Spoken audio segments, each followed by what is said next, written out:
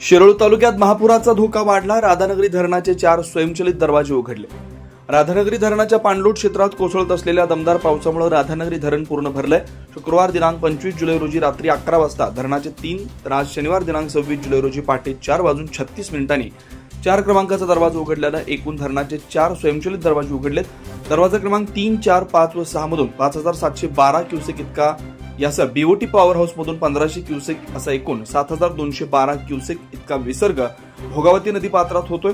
धरण 347.50 फूट पाणी पातळी झाल्यानंतर पूर्ण क्षमतेने भरतं।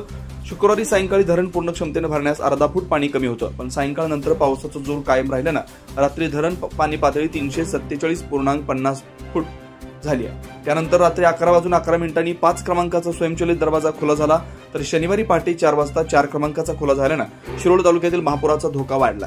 दरम्यान शुक्रवारी 24 तासात 65 मिलीमीटर तर दुपारी 4 वाजता संपलेल्या 10 तासात 37 मिलीमीटर पावसाची नोंद झाली आहे। जून पासून आज अखेर 3083 मिलीमीटर पाऊस झाला। धरणाची पाणी पातळी 347.50 फूट असून 8.24 टीएमसी इतका पाणीसाठा झालाय। भोगावती व पंचगंगा नदी काठच्या नागरिकांनी दक्षता घ्यावी असं आवाहन प्रशासनाच्या वतीने करण्यात आलंय।